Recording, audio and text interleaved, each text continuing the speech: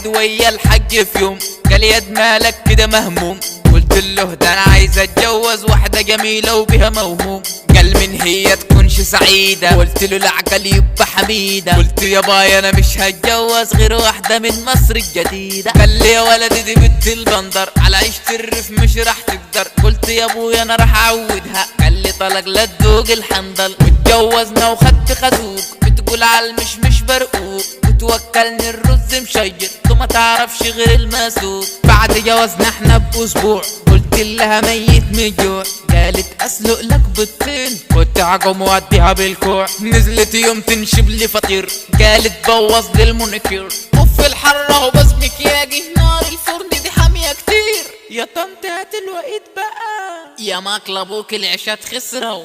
مرة البقرة راحت حلبتها قالت مع يا ابوي رجفتها. صرخت لا بجد ده اوفر طلعت ترمح على شقتها. بتنام يوميا للعصر غير طلبتها الملهاش حصر. عايزة زبادي وشيبسي وبيبسي وتروح كل اسبوع على مصر. امي الحجة قالت يد مالك ما تكونش البت دي سحرالك. انشف يد وديها على بوزها هي معنجر اللي جرالك. ليل ونهار ماسكة التليفون وما تعرفش تدق الهون. اكلت مرة معانا بصارة وشها راح جايب مثلون.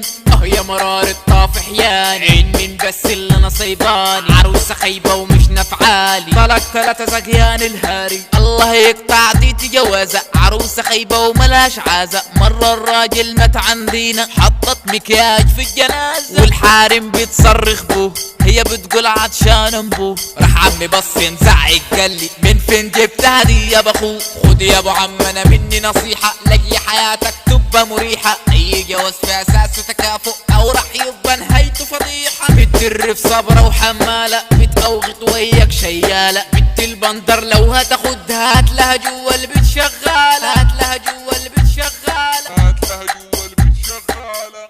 يا قلبي خالتك خديجة خمرت خميرة خربت خالص. لما انت حطيت الشامبو في المجارس.